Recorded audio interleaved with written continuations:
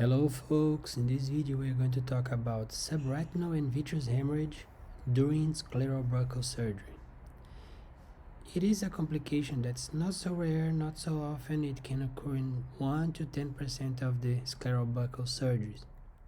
Some of the possible causes are deep scleral suture, or during scleral depression, or due to damage to vorticose veins, or secondary to the moment you're doing subretinal fluid drainage.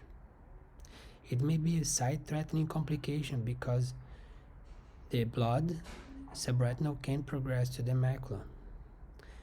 Management of the vitreous hemorrhage is observation, but the subretinal hemorrhage needs caution. You can do either intraoperative gas or air injection with positioning, face down positioning.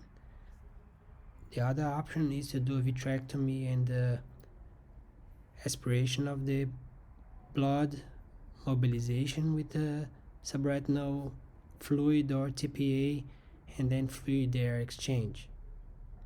See you next time.